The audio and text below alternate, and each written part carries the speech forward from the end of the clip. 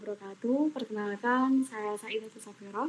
Di sini saya akan menjelaskan tentang modul pembelajaran yang berisi persiapan pengolahan makanan.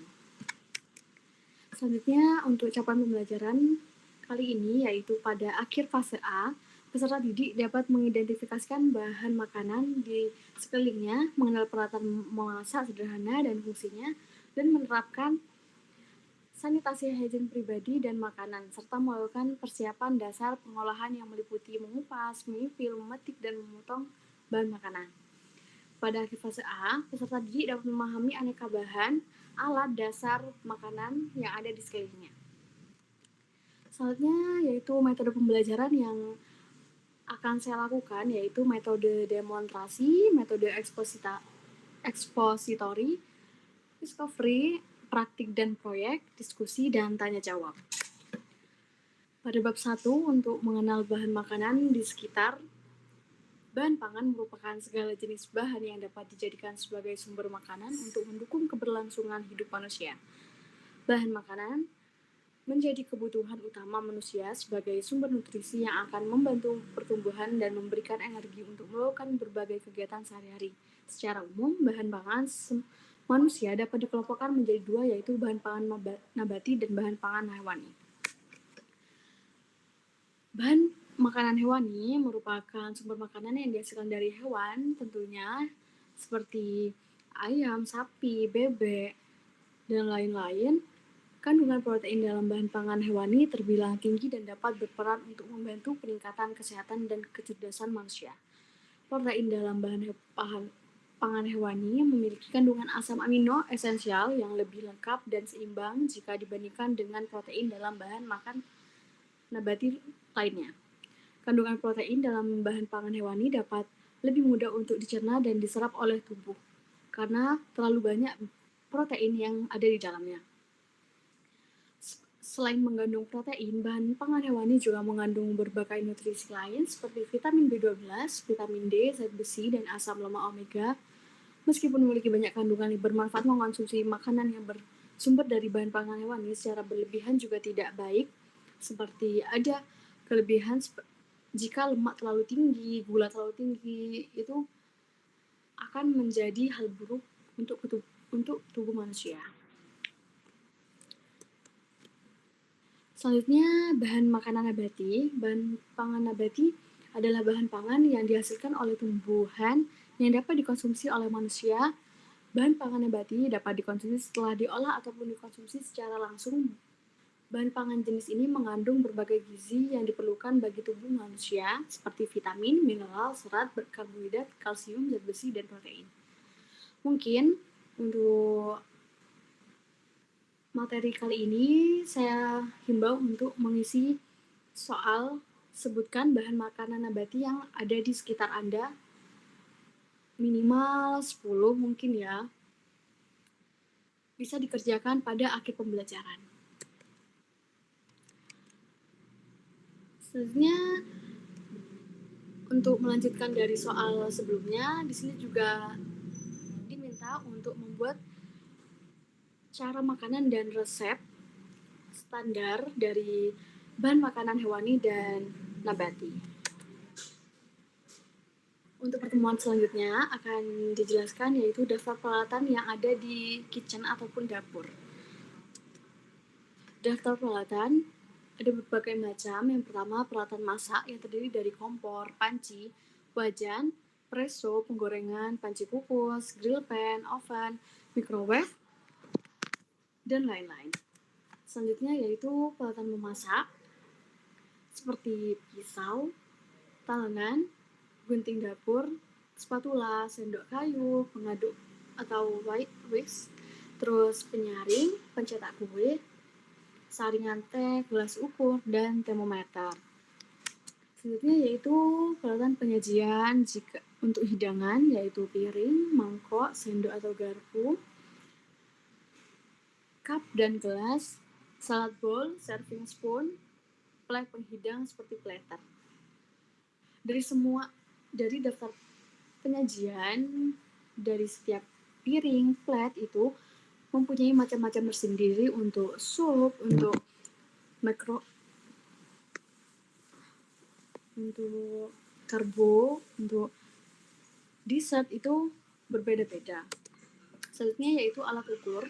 Daftar peralatan alat ukur seperti skal untuk menimbang bahan makanan, gelas ukur untuk mengukur cairan dalam volume tertentu, sendok ukur, dan termometer dapur untuk mengetahui panas oven dan minyak yang kita gunakan. Selanjutnya yaitu peralatan pemprosesan makanan seperti blender untuk mencampur dan menghaluskan atau membuat jus. Selanjutnya ialah food processor untuk memotong, mengiris, atau menggiling bahan makanan seperti daging atau bumbu-bumbu yang lainnya.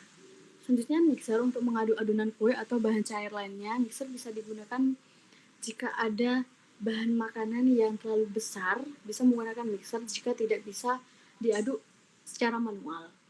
Selanjutnya ialah chopper untuk memotong bahan makanan secara tepat, seperti memotong bawang bombay, bawang putih, cabai, seperti itu. Selanjutnya ialah parutan untuk memarut keju, wortel, terus kelapa, seperti itu. Selanjutnya juicer untuk membuat jus buah, meat griller, penggiling daging. Selanjutnya yaitu pendengar atau siswa bisa menjelaskan apa saja sih alat untuk produk pastry. Selanjutnya yaitu teknik memasak. Di sini saya akan menjelaskan secara singkat saja karena untuk waktu yang tidak terlalu lama bagi saya untuk menjelaskan apa saja yang ada dalam pengolahan dasar di ilmu boga atau cara memasak dan lain-lain. Yaitu teknik memasak yang pertama yaitu menggoreng atau frying, terbagi jadi 3, yaitu deep frying, menggoreng makanan dalam minyak panas dalam jumlah banyak hingga makanan terendam seluruhnya. Jadi penggunaan minyak yang terlalu banyak itu bisa disebut dengan deep frying, seperti menggoreng sosis atau kentang itu masuk ke deep frying. Selanjutnya shallow frying, menggoreng dengan sedikit minyak sehingga makanan hanya setengah terendam. Seperti misal kita juga menggoreng nugget itu biasanya kita juga menggunakan minyak yang hanya separuh dan tidak terlalu tinggi, terlalu banyak. Selanjutnya stir frying, teknik penggoreng cepat menggunakan wajan datar wok dengan sedikit minyak dan api besar sambil terus diaduk agar tidak gosong. Stir frying ini biasanya digunakan untuk menggoreng nasi goreng, mie goreng. Biasanya di tempat penjualan nasi goreng itu biasanya menggunakan stir frying. Jadi yaitu merebus atau boiling. Boiling adalah memasak bahan makanan dalam air mendidih atau cairan lain hingga matang. Biasanya untuk sayuran, pasah, dan telur. Selanjutnya yaitu blanching, merebus bahan makanan sebentar dalam air mendidih dan kemudian langsung mendinginkan dalam air es untuk menghentikan proses kemasan dan mempertahankan warna serta tekstur. Biasanya blanching itu digunakan pada pembuatan garnish untuk wortel atau lain-lainnya seperti jagung juga. Nah, itu agar warna yang di dalamnya wortel itu warna orange itu tidak menjadi pudar atau warna keputih-putihan gitu. Terus yang selanjutnya yaitu adalah poaching, yaitu memasak bahan makanan dalam cairan yang lebih rendah suhunya dibandingkan dengan air mendidih, biasanya sekitar 70-80 derajat Celcius seperti untuk telur atau ikan. Selanjutnya yaitu mengukus atau steaming. Steaming ialah memasak bahan makanan dengan uap dari air mendidih tanpa bahan makanan yang langsung bersentuhan dengan air, sehingga lebih sehat karena tidak kehilangan banyak nutrisi. Digunakan untuk sayuran, ikan, atau dimsum. Biasanya sering kita ketahui kalau kita pergi ke toko dimsum itu pasti menggunakan steaming atau mengukus agar panas yang steaming juga bisa untuk menghangatkan makanan ya. Selanjutnya yaitu memanggang atau istilahnya baking. Yang pertama itu baking, memasak bahan makanan menggunakan panas kering dari oven, cocok untuk roti, kue, atau daging. Selanjutnya yaitu roasting, teknik memanggang dengan suhu tinggi di oven, digunakan untuk daging, ayam, atau sayuran untuk menciptakan kulit yang garing. Nah, jadi perbedaan dari baking dan roasting itu sangat terlihat dari suhu, cara bakingnya itu juga berbeda. Biasanya kita misal lewat di depan restoran yang menggunakan roasting, sistem teknik roasting, yaitu memanggang ayam, biasanya yang digiling itu roasting. Selanjutnya kalau baking itu seperti kue atau roti itu yang memerlukan suhu yang lebih rendah. Selanjutnya yaitu menumis atau istilahnya sauteing. Sauteing memasak bahan makanan dengan sedikit minyak atau mentega di atas api sedang atau besar sambil terus diaduk. Teknik ini sering digunakan untuk menumis sayuran, bawang, atau daging. Biasanya digunakan untuk memanggang steak, juga bisa menggunakan saute ini. Dan juga misal kita mau memasak pasta yang sudah direbus atau selanjutnya yaitu menyeduh infusing. Infusing proses memasukkan rasa dari bahan-bahan aromatik seperti rempah-rempah atau daun ke dalam cairan panas seperti air atau minyak untuk mengambil rasa mereka tanpa memasak bahan tersebut.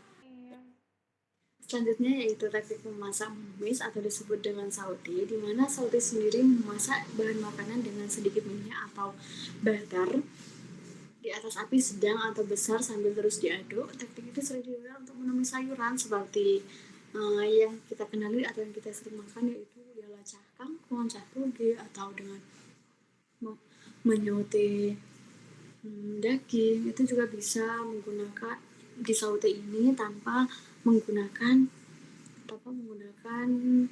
oven. Selanjutnya yaitu menyeduh atau infusing. Infusing sendiri biasanya ialah memasukkan rasa dari bahan-bahan aromatik atau rempah ke dalam cairan panas seperti air atau minyak untuk mengambil rasa mereka tanpa memasak bahan tersebut. Seperti kita membuat kaldu atau stok, itu biasanya menggunakan rempah-rempah. Dan juga biasanya kita membuat bumbu-bumbu yang menggunakan kapulaga, menggunakan bunga lawang, itu juga termasuk dengan menyeduh atau infusing. Selanjutnya yaitu mencelupkan atau dipping. Teknik ini biasanya melibatkan mencelupkan makanan ke dalam cairan panas atau dingin seperti saus atau tepung sebelum digoreng. Misalnya mencelupkan sayuran atau ayam ke dalam tepung adonan seperti membuat ayam crispy. Terus merapatkan bracing sendiri teknik memasak yaitu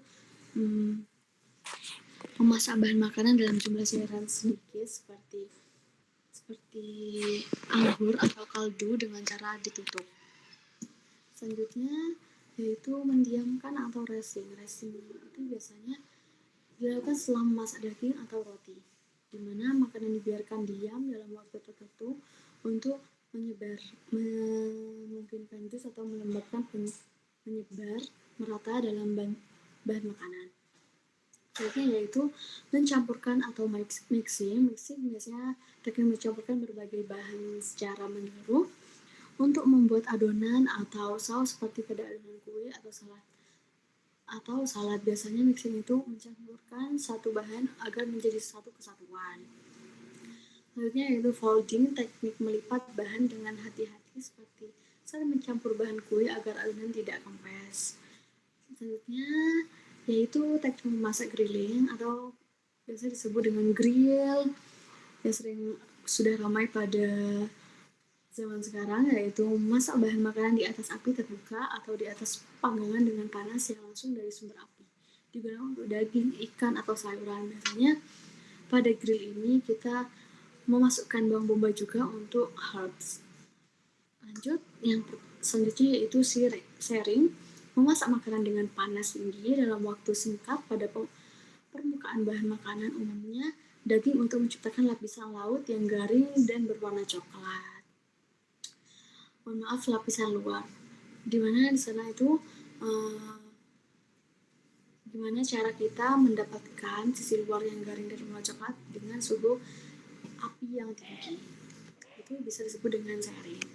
Selanjutnya yaitu mengerutkan atau simmering. Simmering teknik memasak bahan makanan pada suhu yang lebih rendah dari mendidih sekitar 85 sampai 95 derajat Celcius. Bisa digunakan untuk kaldu atau saus agar bahan makanan menyerap rasa tanpa kehilangan bahan cairan. Selanjutnya, untuk yang simmering itu biasanya menggunakan api rendah yang dikatakan untuk agar tidak menyerap air terlalu cepat. Selanjutnya yaitu mempanir atau breadcrumbing, yaitu breadcrumbing teknik membungkus bahan makanan, biasanya daging atau ikan dengan tepung roti sebelum digoreng memberikan tekstur yang renyah di luar. Selanjutnya yaitu memanaskan atau warming. Warming memanaskan kembali makanan selagi masak atau untuk mempertahankan suhu makanan hingga disajikan. Biasanya kita melihat pada jualan fried chicken, biasanya itu ayamnya dimasukkan di dalam kotak, yaitu untuk memanaskan. Selanjutnya yaitu fermentasi, yaitu teknik mengubah bahan makanan melalui proses mikroorganisme untuk menghasilkan rasa atau tekstur yang unik, seperti pada pembuatan roti atau pembuatan susu. Dan pada kelas pengawatan kita juga mempelajari tentang fermentasi tape yaitu singkong, terus dari pisang menjadi pisang sale dan lain-lain. Selanjutnya yaitu menyaring atau straining. Straining itu memisahkan padatan dari cairan dengan menggunakan saringan atau kain halus. Teknik ini digunakan untuk membuat kaldu, jus, atau saus. Biasanya untuk misal kaldu itu memisahkan antara rempah-rempah dengan rempah, terus tulang itu dari suatu cairan tersebut. Misal di jus itu mengeluarkan seratnya. Lalu yang 18 selanjutnya yaitu marinasi. Marinasi yaitu teknik rendam bahan makanan, biasanya daging atau ikan, dalam cairan atau bumbu tertentu untuk memberikan rasa dan membuatkan lebih empuk, agar bumbu yang awalnya di luar itu meresap ke dalam daging. Selanjutnya yaitu pemilihan bahan hewani. Sebelum mengolah ayam dan daging sapi untuk menjadi olahan makanan yang sehat atau enak, kalian perlu memperhatikan cara memilih bahan yang baik agar tidak mendapatkan atau memilih daging yang busuk atau sudah tidak layak untuk dikonsumsi. Pastikan Anda memilih ayam, daging sapi yang segar dan masih memiliki kualitas baik untuk diolah. Kondisi daging sapi yang segar biasanya ditandai dengan warna merah segar pada permukaannya. Sementara itu untuk ayam, pilihlah ayam yang kulitnya berwarna lebih pucat dari bagian dagingnya. Jadi jika warna pucat kulit ayam sama dengan warna pucat dagingnya, itu sudah memperlihatkan bahwa daging itu sudah tidak fresh. Untuk tekstur ayam dan daging sapi yang berkualitas, pilihlah yang memiliki tekstur yang elastis dan tidak terlalu keras ataupun lembek. Selain itu, sebaiknya pilih memiliki aroma khas dari masing-masing bahan makanan dan tidak berlendir tentunya. Terus memilih ayam dan daging sapi yang memiliki bercak berbiru, karena itu tanda bahan makanan tersebut tidak segar. Selanjutnya yaitu memilih bahan hewani. Cara untuk memilihnya yaitu dari segi tekstur. Ikan yang segar memiliki tekstur yang kenyal dan elastis serta dapat kembali ke bentuk semula setelah ditekan. Seperti misal ini kulit ikan, yaitu kita pencet gitu, kita tekan, itu akan kembali ke semula dan tidak memiliki lubang. Selanjutnya dari kulit, ikan yang segar memiliki kulit yang berwarna cerah, basah, dingin, dan licin. Jika mempunyai sisi ikan yang segar menempel kuat pada kulit dan tidak mudah terlepas. Dan cara melepaskannya harus menggunakan pisau. Jika bisa dilepas tidak menggunakan pisau, itu sudah membuktikan bahwa ikan itu tidak segar. Selanjutnya dari mata ikan yang segar berbinar, bersih, bulat, menonjolkan, normal, dan kuat, dan biasanya berwarna merah. Selanjutnya yaitu insang ikan yang segar berwarna merah terus. Lalu bau ikan yang segar memilih segar dan ringan sesuai dengan jenis ikannya. Jadi baunya tidak terlalu nyengat, amis, dan juga tidak bau. Bukan tidak bau, maksudnya ada di pertengahan tersebut. Selanjutnya itu dinding perut pada ikan yang segar, utuh, dan elastis. Pada tubuh ikan yang segar tenggelam di air dan tidak mengapung.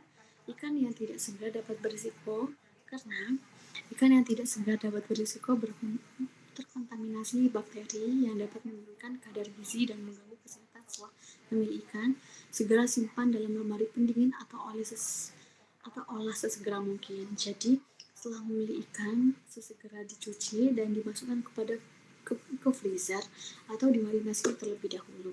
Dan lebih baik diberi dengan perasan lemon agar menjadi segar dan tidak mudah bau. Mungkin ini untuk pemilihan bahan nabati bisa dibaca atau di skip, atau ya ini saya beri pelan-pelan. Untuk suhunya yang tepat tergantung dari jenis bahan makanan nabati tersebut, yaitu seperti 28 sampai 30 derajat Celcius atau di lemari pendingin dengan suhu 5 derajat Celcius untuk memperpanjang umur simpan. Ini untuk tepung, buah, dan sayur, tempat penyimpanan juga. Selanjutnya mungkin berikut saja penjelasan dari saya. Terima kasih dan mohon maaf sebelumnya jika ada kekurangan dari saya menjelaskan dan dari PPT yang saya buat. Wassalamualaikum warahmatullahi wabarakatuh.